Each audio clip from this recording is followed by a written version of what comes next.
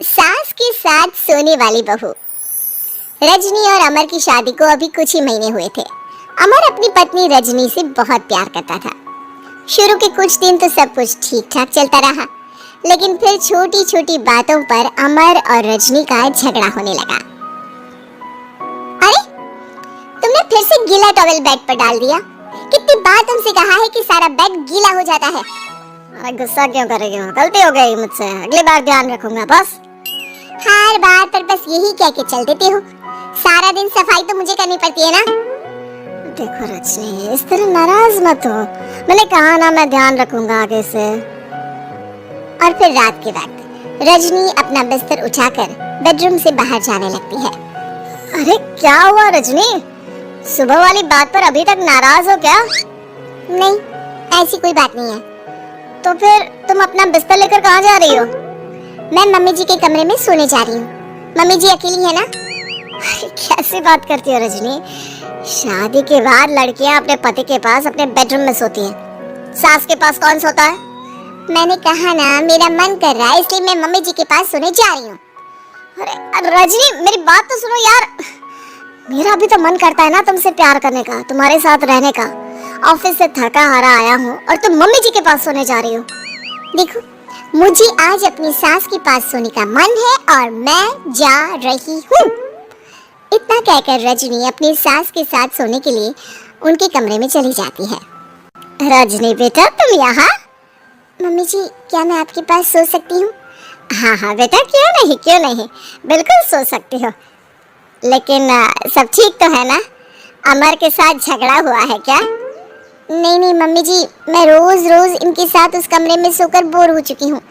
थोड़ा सा चेंज हो जाएगा इसलिए आपके पास सो जाती हूँ। आपको कोई एतराज हो तो बता दीजिए। अरे नहीं नहीं बेटा, ऐसी कोई बात नहीं, सो जाओ। और फिर अगले दिन। अमर बेटा, तुम्हारा रजनी के साथ कोई झगड़ा हुआ है क्या? नहीं तो मम्मी, ऐसे तो कोई बात नहीं है। क्यों, क्या हुआ? अरे वो कल रात मेरे कमरे में सोने आ गई थी तो मुझे लगा सब ठीक तो है ना बेटा? नहीं मम्मी जी, वो ऐसी बस उसका मन किया होगा। कह रही थी कि मम्मी अकेली है इसलिए आपकी चिंता हो रही थी। पर अगली रात को फिर से रजनी अपना बिस्तर उठाकर सास के कमरे में पहुंच जाती है।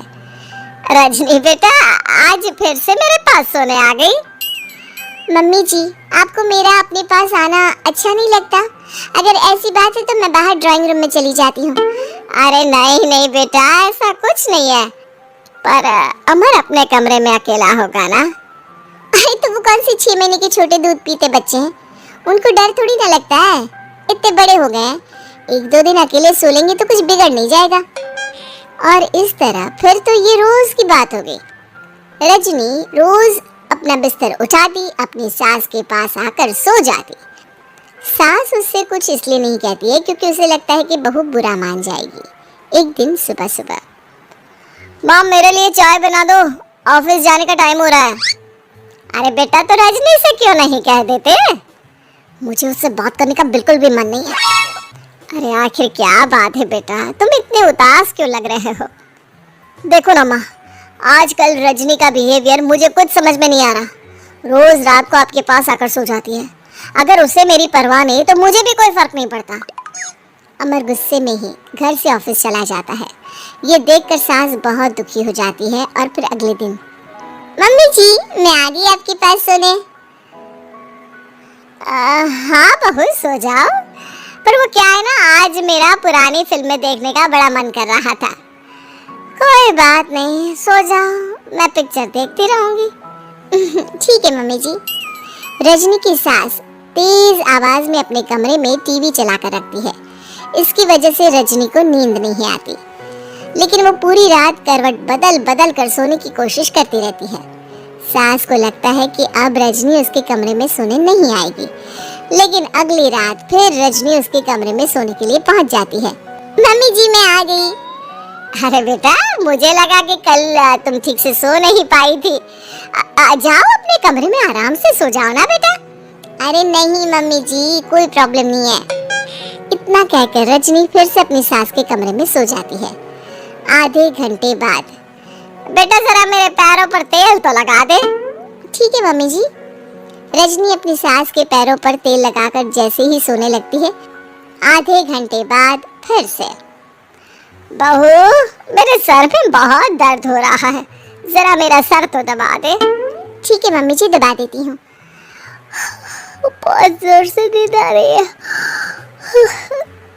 अपनी सास का सर दबाकर रजनी फिर से सोने की कोशिश करती है, पर आधे घंटे बाद फिर से। अरे बहू बड़ी जोर से प्यास लगी है बेटा, जरा किचन से पानी तो लेकर आ। अरे मम्मी जी, जैसे ही नींद आने लगती है खुशबू आग लेती है। रजनी चुपचाप जाकर किचन से पानी लेकर आती है। इस तरह रजनी की सास पूरी रात हर आधे आधे घंटे पर उसे किसी न किसी बहाने से जगाती रहती है। रजनी परेशान हो जाती है। सास को लगता है कि इस बार वो उसके कमरे में सोने के लिए बिल्कुल नहीं आएगी, लेकिन अगली रात फिर से रजनी वहां पहुंच जाती है। मम्मी जी, आज मैंने आपकी दवाई, पानी सब कुछ लाकर रख दिया है। अब आप प्लीज चुपचाप से जाइएगा और मुझे भी सोने दीजिएगा। देखिए, 2 रातों से ना मैं सो ही नहीं पाई हूँ। अच्छा ठीक है बेटा, सो जा। थोड़ी देर के बाद रजनी की सास बहुत जोर जोर से खर्राटे लेना शुरू करती है। खर्राटे इतने तेज होते हैं कि रजनी के कानों में दर्द होने लगता है। हे भगवान, मम्मी जी को क्या हो गया है? क्या करूँ, कहाँ जाऊँ मैं? परेशान होकर रजनी वापस अपने कमरे में जाती है। रजनी, आज तो बहुत दिनों के बाद अपने बेडरूम में सोने आई हो। आ जाओ। वैसे भी तुम्हारे बिना मेरा मन नहीं लगता। क्या करती, तुम्हारी मम्मी के खर्राटों ने तो मेरी नींद उड़ा कर रखी है। अब मुझे यहीं पर सोना पड़ेगा अगली सुबह। अरे रजनी बेटा, रात को कहाँ चली गई थी? मैं तुम्हें कितना ढूंढ रही थी, मैं तो डर ही गई थी। मेरी बहू न जाने कहाँ चली गई। कहाँ जाती मम्मी जी, अपने कमरे में गई थी। और आजकल ना आप मुझे जानबूझकर बहुत परेशान करती हैं। अगर मुझसे कोई गलती हो गई हो तो सीधे सीधे क्यों नहीं कह रही हैं? 3 रात हो गई है, मुझे ठीक से नींद भी नहीं आती। रजनी, ऐसे क्यों बात कर रही हो? मम्मी ने क्या कर दिया? आप अपनी मम्मी से क्यों नहीं पूछती? मैं बहू हूँ तो क्या इसका मतलब ये है कि दिन भर काम करो और रात में भी चैन से ना सो? रजनी बेटा, बड़ी नादान हो। इसीलिए तो जानबूझकर मैं ये सब कर रही थी, ताकि तुम अपने पति के पास जाकर अपने बेडरूम में सो जाओ। शादी को सिर्फ 6 महीने हुए हैं और तुमने मेरे कमरे में आकर सोना शुरू कर दिया। यह तुम्हारी शादीशुदा जिंदगी के लिए अच्छी बात थोड़ी ना है बेटा। मम्मी, तो क्या आपने जानबूझकर ये सब किया था रजनी को समझाने के लिए? अरे तो और क्या करती? दुनिया की पहली बहू है ये, जो पति को छोड़कर सास के साथ सोने चली थी। इसीलिए मुझे इसके लिए थोड़ा बुरा बनना पड़ा।